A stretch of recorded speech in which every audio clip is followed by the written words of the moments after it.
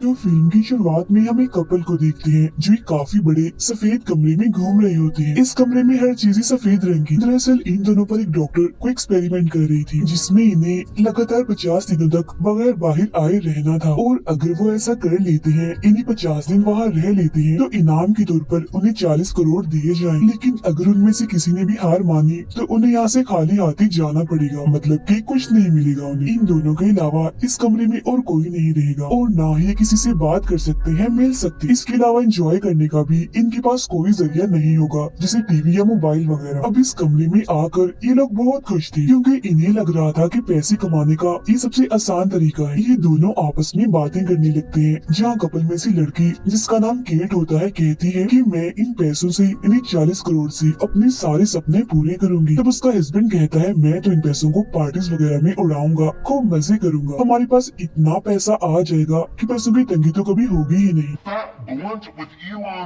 कुछ वक्त के बाद इन्हें एक रोबोट डिवाइस की आवाज आती है जो इन्हें यहाँ रहने के असूल बताने लगती है कि उन्हें यहाँ कैसे रहना है, किस किस चीज का ख्याल रखना है और क्या नहीं करना है, ये भी बताती है। इस कमरे में सिर्फ एक बेड, एक बेंच और एक आम सा बाथरूम था। इसके अलावा दीवार पर एक छोटी सी स्क्रीन भी लगी हुई थी जिसके अंदर भी इस कमरे में रहने के सारे असूल लिखे हुए थे, जिनमें से एक ये भी था कि एक वक्त में सिर्फ एक इंसान वॉशरूम इस्तेमाल कर सकता है। यहाँ दीवार पर एक लाल बटन भी था जिसे दबाकर कोई भी इंसान हार मानकर यहाँ से बाहर जा सकता था। साथ ही स्क्रीन को दबाकर वो अपने लिए खाने पीने का सामान भी मंगवा सकती थी। इसके अलावा वहाँ एक काफी बड़ी घड़ी भी लगी हुई थी जिसमें उनके 50 दिनों का टाइमर चल रहा था, और यहाँ इनके लिए एक काफी बड़ा सा बॉक्स भी आता है जिसमें इनके रोजाना के खाने पीने का सामान था। रात होने पर कमरे की लाइट्स खुद ब खुद बंद हो जाती थी और सुबह होने पर जल भी जाती थी। वो रोबोट डिवाइस उन्हें हर बार ऐलान करके ये बताती रहती है कि इस वक्त क्या टाइम हो रहा है और सुबह हो रही है या शाम या फिर रात, जो बताने का मकसद ये था कि अब रात हो गई है, आप लोगों को आराम करना चाहिए। उन्हें यहाँ ये सहूलत भी दी गई थी कि वो अलार्म भी लगा सकती थी। केट का हस्बैंड माइक यहाँ ऐसे रहने लगता है जैसे उसकी छुट्टियाँ चल रही हो, इसीलिए हर रात वो देर से सोता था, जबकि केट तो अलार्म लगाती है ताकि वो सुबह जल्दी उठ सके और अपनी रूटीन बनाए जिसके जरिए आसानी से 50 दिनों का ये टाइम गुजर जाए। और वो लोग अपनी पहली रात इस कमरे में गुजारते हैं। सुबह होती है तो केट नहाने के लिए जाती है। वो शीशे में खुद को देखकर कहती है कि चाहे कुछ भी हो जाए, हमें 50 दिन यहाँ गुजार कर इस चैलेंज, इस शर्त को जीतना है। नहाकर वो अपने कपड़े धोने के लिए लॉन्ड्री में डाल देती है। तब पहनने के लिए भी उन्हें सादे से कपड़े ही दिए जाते हैं, लेकिन वो रंगीन थे। तब वो लोग आपस में हंसी मजाक करते हुए कहते हैं कि चलो शुक्र है, कम से कम हमें रंगीन कपड़े तो मिले। अब कुछ वक्त के बाद केट माइक से कहती है कि आखिर वो डॉक्टर ये एक्सपेरिमेंट कर क्यों रही है, जिस पर माइक कहता है मुझे खुद इस बारे में नहीं पता, मैं बस इतना जानता हूँ कि हमने 50 दिन यहाँ रहना है और अपना 40 करोड़ का इनाम पाना। अब वक्त गुजारने के लिए दोनों खुद को मसरूफ करने की कोशिश करते हैं। केट खुद को शांत और पुरसुकून रखने के लिए योगा करती है, जबकि माइक उस घड़ी जिस पर 50 दिनों का टाइमर चल रहा था उसे घूर घूर कर देख रहा था। बैठे बैठे ही वो अजीब तरह की बातें भी सोचने लगता है, जैसे कि यहाँ की दीवारों का रंग सफेद ही क्यों किया गया है। केट उसे बार बार समझाती है कि तुम इन चीजों को इतना मत सोचो और बार बार घड़ी को भी मत घूर के देखो, तुम बस यहाँ पर वक्त गुजारने और उसके बदले में मिलने वाले पैसों के बारे में सोचो। लेकिन ये करना उसके लिए मुश्किल था क्योंकि कुछ दिनों से वो अपनी नींद भी पूरी नहीं कर पा रहा था, जबकि केट तो रूटीन के मुताबिक सुबह से लेकर रात तक अपने सारे काम करती है। और माइक का ध्यान घड़ी पर से हटाने के लिए उसे दौड़ लगाने का कहती है। जहाँ आप एक तरफ केट योगा कर रही थी तो माइक दौड़ लगा रहा था। इसके बाद टाइम गुजारने के लिए वो बच्चों वाले गेम्स खेलने लगते हैं और डांस भी करती है। फिर जैसे वो अपने कपड़े धोने के लिए लॉन्ड्री में डालते हैं तो उन्हें दोबारा से बिल्कुल वैसे कपड़े मिल जाते हैं। अब ऐसे करके इन्हें कुछ हफ्ते गुजर जाते हैं, जहाँ पे एक दिन माइक को उस कमरे में एक छोटा सा कीड़ा दिखता है। वो उससे बात करता है और उसे कुछ खिलाने का सोचता है, मगर जैसे वो मिल्क शेक की कुछ बूंदे जमीन पर डालता है तो रोबो डिवाइस की आवाज आने लगती है जो कहती है कि ऐसा मत करो, ये खाने पीने का सामान सिर्फ तुम दोनों के लिए ही है।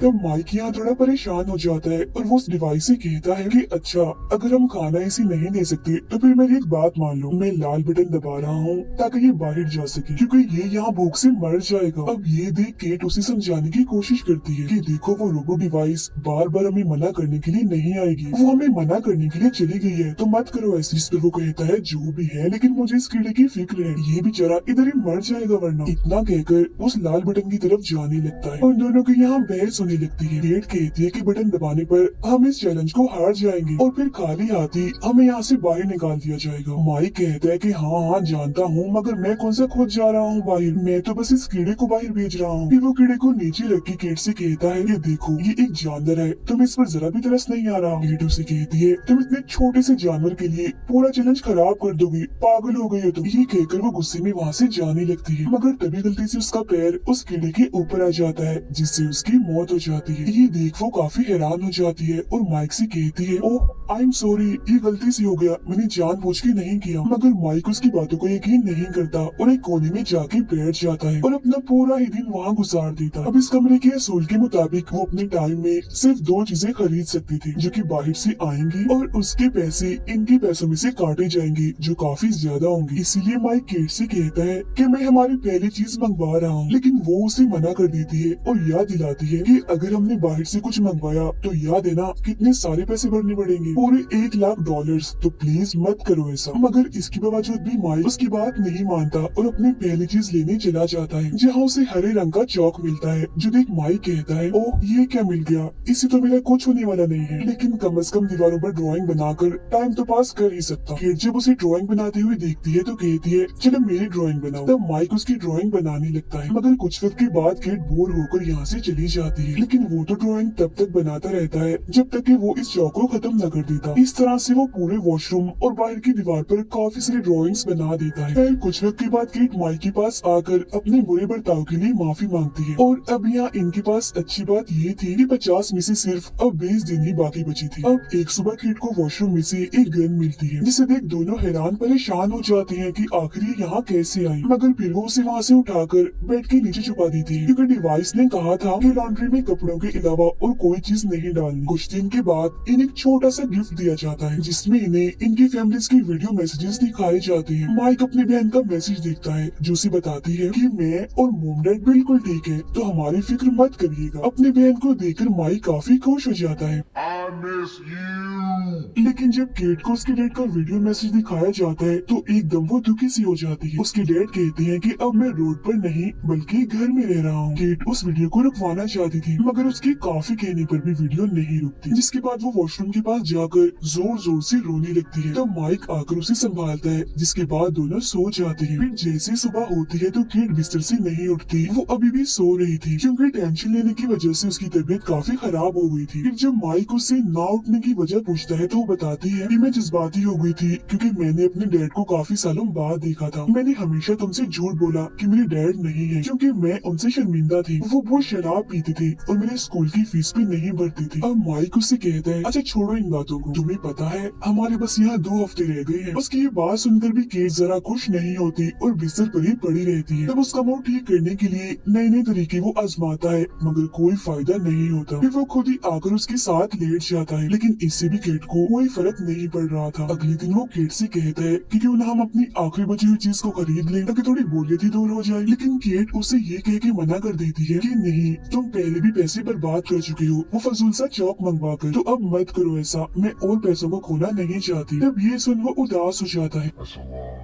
फिर कुछ वक्त के बाद केट बेड से उठकर माइक के पास आती है और कहती है कि मेरी तरफ से इजाजत है, तुम दूसरी चीज मंगवा सकते हो, फिर चाहे हमारे जितनी मर्जी पैसों का नुकसान ही क्यों ना हो जाए। फिर जैसे ही माइक दूसरी चीज मंगवाने के लिए स्क्रीन पर हाथ लगाता है तो फौरन ही उस कमरे का दरवाजा खुल जाता है, जिसके बाद अंदर एक लड़की आती है जिसने कपड़े नहीं पहने होते। जैसे वो अंदर आती है तो माइक उसे देखकर काफी हैरान रह जाता है। वो बताती है कि मैं भी नहीं जानती कि मुझे यहाँ क्यों भेजा गया है, मुझे बस इस काम के पैसे मिले हैं और मुझे इस कमरे में आप लोगों के साथ सिर्फ 24 घंटे ही गुजारने हैं। केट उसे ऐसे देखकर माइक से कहती है कि तुम अपनी टी शर्ट उतार कर इसे दे दो ताकि वो थोड़ा बहुत खुद को ढक सके। वो लड़की दीवार पर जब माइक की ड्राइंग्स देखती है तो तारीफ कर देती है, जो देख केट को गुस्सा आने लगता है। रात होने पर माइक दोनों लड़कियों को बेड पर सोने का कहता है और खुद जमीन पे जाके सो जाता है, मगर वो लड़की माइक के साथ अजीबोगरीब हरकतें करने लगती है, जिससे केट को बहुत गुस्सा आता है और वो माइक को भी अपने साथ बेड पर ही सुला लेती है। खुद वो इन दोनों के बीच सोती है। सारी रात उसे चैन से नींद नहीं आती और उस लड़की से चिढ़ होने लगती। फिर सुबह जब वो उठती है तो देखती है कि वो लड़की बेड पर नहीं है। वो सोचती है कि शायद वो चली गई, मगर जब वो वॉशरूम जाती है तो पता चलता है कि वो लड़की अभी गई नहीं है बल्कि वॉशरूम में ही है, नहा रही थी। उसने दोबारा से अपने कपड़े उतार दिए थे। अब केट ना चाहते हुए भी चुप रहती है और मजीद उसे बर्दाश्त करती रहती है। इसके बाद वो तीनों उस कमरे में यहाँ वहाँ डांस करने लगते हैं। ऐसा करने से माइक को इतना मजा आता है कि वो ख्यालों की दुनिया में चला जाता है, जहाँ वो अपने चारों तरफ काले रंग को देखता है, जिसकी फौरन बाद वो खुद को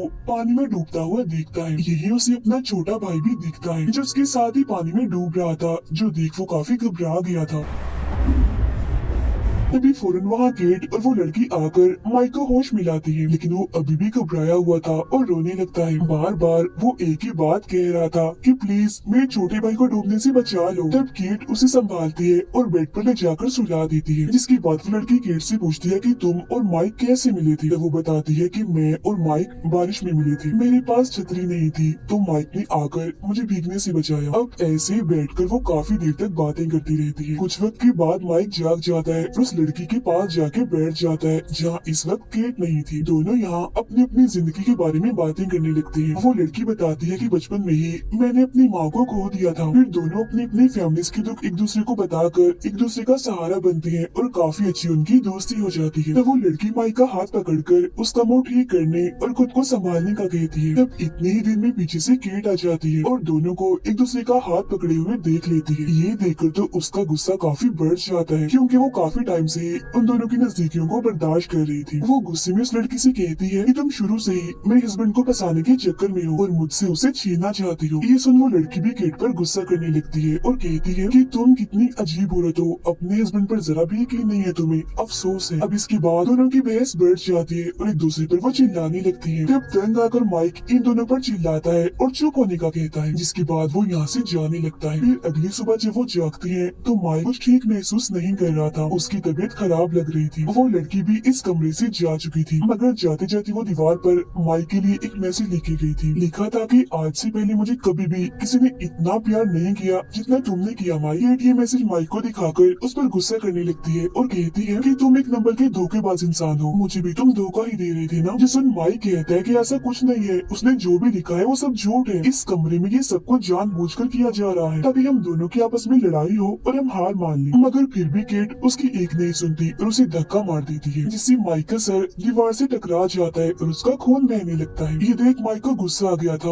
वो केट से दूर चला जाता है और कहता है कि मैंने तुम्हें कभी भी धोखा नहीं दिया, तब भी नहीं जब तुम ये शहर छोड़कर चली गई थी। मैंने हमेशा यही चाहा कि तुम खुद को अकेला महसूस ना करो और खुश रहो, जिस वजह से मैंने अपने दोस्तों से भी मिलना छोड़ दिया और तुम्हें टाइम दिया। मैंने अपनी पढ़ाई तक छोड़ दी और तब भी तुम्हारा साथ नहीं छोड़ा जब तुम टेंशन में रहती हो। और इन सब के बदले मुझे क्या मिला? तुम्हारा शक और नफरत। जो सुन केट को शर्मिंदगी होती है।